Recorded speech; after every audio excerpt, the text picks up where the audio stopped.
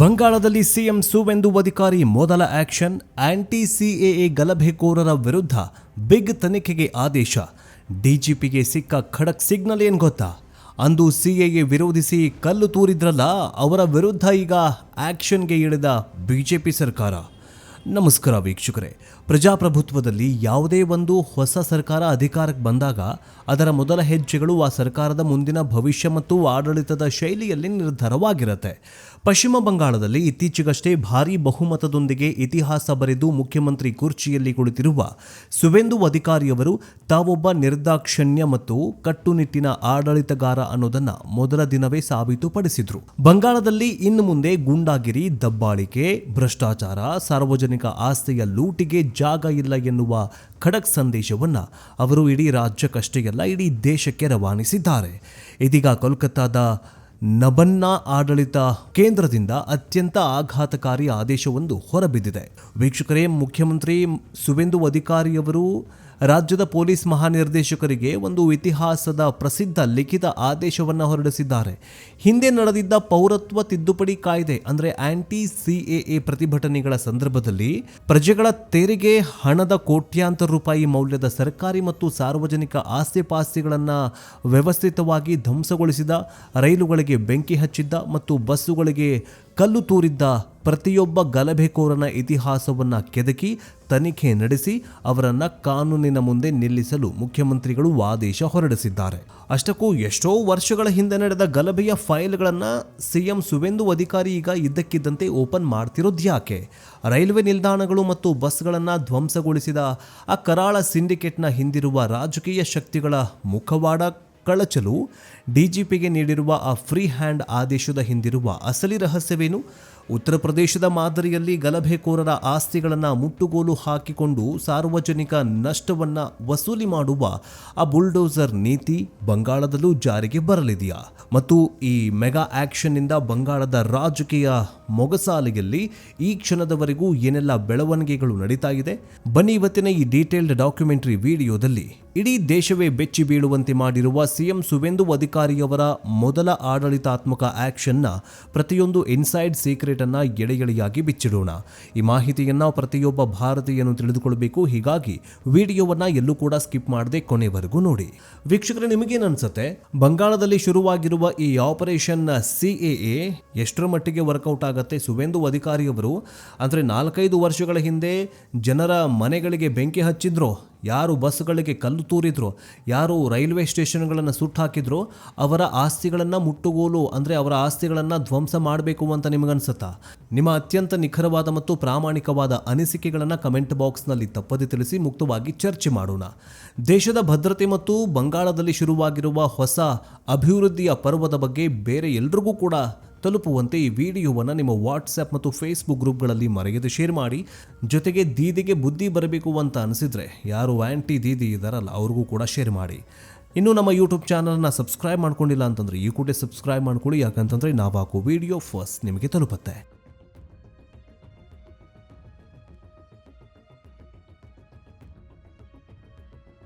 CM Suvendu ಅಧಿಕಾರಿ ಮೊದಲ ನಡೆ, ಇತಿಹಾಸದ ಕರಾಳ ಪುಟಗಳ ಮರುಪರಿಶೀಲನೆ. ವೀಕ್ಷಕರೇ, ಯಾವುದೇ ರಾಜ್ಯದಲ್ಲಿ ಕಾನೂನು ಸುವ್ಯವಸ್ಥೆಯನ್ನು ಮರಳಿ ತರಬೇಕಾದರೆ ಹಳೆಯ ತಪ್ಪುಗಳನ್ನು ತಿದ್ದುಕೊಳ್ಳೋದು ಮತ್ತು ಅಪರಾಧಿಗಳಿಗೆ ಕಾನೂನಿನ ಭಯ ಹುಟ್ಟಿಸೋದು ಅತ್ಯಗತ್ಯ. ಸಿಎಂ ಸುವೇಂದು ಅಧಿಕಾರಿಯವರು ಇದನ್ನೇ ಮೊದಲ ಆದ್ಯತೆಯನ್ನಾಗಿ ಮಾಡಿಕೊಂಡಿದ್ದಾರೆ.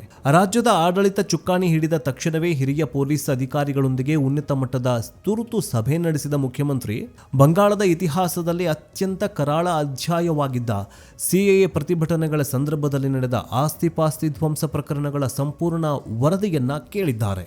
ಅಂದು ಪ್ರಭಾವಿ ರಾಜಕಾರಣಿಗಳ ಮತ್ತು ಕೆಲವೊಂದಿಷ್ಟು ಪಟ್ಟಬದ್ಧ ಹಿತಾಸಕ್ತಿಗಳ ತೆರೆಮರೆಯ ಸಪೋರ್ಟ್ನಿಂದಾಗಿ ಗಲಭೆಕೋರರು ಹೇಗೆ ಇಡೀ ರಾಜ್ಯವನ್ನ ಒತ್ತೆಯಾಳಾಗಿ ಇಟ್ಟುಕೊಂಡಿದ್ರು ಮತ್ತು ರೈಲ್ವೆ ಆಸ್ತಿಗಳನ್ನು ಹೇಗೆ ನಾಶ ಮಾಡಿದ್ರು, ಬಸ್ಗಳ ಮೇಲೆ ಹೇಗೆ ಕಲ್ಲು ತೂರಾಟ ಮಾಡಿದ್ರು, ಮನೆಗಳಿಗೆ ಹೇಗೆ ಬೆಂಕಿ ಹಚ್ಚಿದ್ರು ಎನ್ನುವ ಕರಾಳ ಚಿತ್ರಣವನ್ನ ಸಿಎಂ ಸುವೇಂದು ಅಧಿಕಾರಿ ತೀವ್ರವಾಗಿ ಖಂಡಿಸಿದ್ದಾರೆ.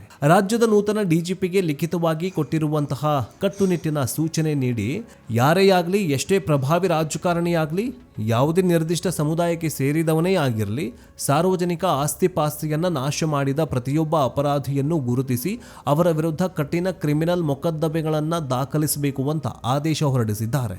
ಇದು ಕೇವಲ ಒಂದು ತನಿಖೆಯಲ್ಲ, ಇದು ಬಂಗಾಳದಲ್ಲಿ ಗೂಂಡಾಗಿರಿ ನಡೆಸ್ತಾ ಇದ್ದ ಶಕ್ತಿಗಳಿಗೆ ರಾಜ್ಯ ಸರ್ಕಾರ ನೀಡಿರುವ ಅಂತಿಮ ಎಚ್ಚರಿಕೆಯಾಗಿದೆ.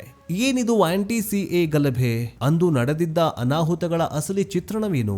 ಪರಿಸ್ಥಿತಿಯ ಗಂಭೀರತೆಯನ್ನ ಅರ್ಥ ಮಾಡಿಕೊಳ್ಬೇಕಾದ್ರೆ ಹಿಂದೆ ಬಂಗಾಳದಲ್ಲಿ ಆಂಟಿ ಸಿಎಎ ಪ್ರತಿಭಟನೆಗಳ ಹೆಸರಲ್ಲಿ ನಡೆದಿದ್ದ ಆ ಭಯಾನಕ ದೃಶ್ಯಗಳನ್ನು ನಾವು ಒಮ್ಮೆ ನೆನಪಿಸಿಕೊಳ್ಬೇಕು.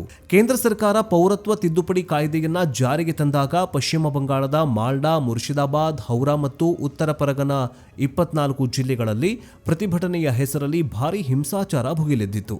ಅರಾಜಕತೆ ಸೃಷ್ಟಿಸುವ ಉದ್ದೇಶದಿಂದ ನುಗ್ಗಿದ ಕೆಲವು ದೇಶ ವಿರೋಧಿ ಶಕ್ತಿಗಳು ಮತ್ತು ಅಕ್ರಮ ವಲಸಿಗರ ಗ್ಯಾಂಗ್ಗಳು ಕೋಟ್ಯಾಂತರ ರೂಪಾಯಿ ಮೌಲ್ಯದ ರೈಲ್ವೆ ನಿಲ್ದಾಣಗಳಿಗೆ ಬೆಂಕಿ ಹಚ್ಚುತ್ತಾರೆ, ಹಳಿಗಳನ್ನು ಕಿತ್ತು ಹಾಕ್ತಾರೆ, ನೂರಾರು ಸಾರ್ವಜನಿಕ ಬಸ್ಗಳನ್ನು ಪುಡಿ ಮಾಡಾಕ್ತಾರೆ, ಹಿಂದೂಗಳ ಮನೆಗಳಿಗೆ ಬೆಂಕಿ ಹಚ್ಚುತ್ತಾರೆ.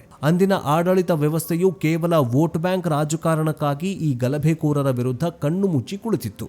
ಪೊಲೀಸರಿಗೆ ಮುಕ್ತವಾಗಿ ಕೆಲಸ ಮಾಡಲು ಬಿಟ್ಟಿರಲಿಲ್ಲ ಅನ್ನೋದು ಸುವೇಂದು ಅಧಿಕಾರಿಯವರ ನೇರ ಆರೋಪವಾಗಿದೆ. ಪ್ರಜೆಗಳ ಕಷ್ಟದ ದುಡಿಮೆಯ ತೆರಿಗೆ ಹಣದಿಂದ ನಿರ್ಮಾಣವಾದಂತಹ ಸರ್ಕಾರಿ ಆಸ್ತಿಗಳನ್ನ ಈ ರೀತಿ ನಾಶ ಮಾಡಲು ಬಿಟ್ಟಿದ್ದೇ ಬಂಗಾಳದ ಅಂದಿನ ದುಸ್ಥಿತಿಗೆ ಕಾರಣವಾಗಿತ್ತು. ಅಂದ್ರೆ ಯಾರಿದ್ರು ಆ ಟೈಮಲ್ಲಿ?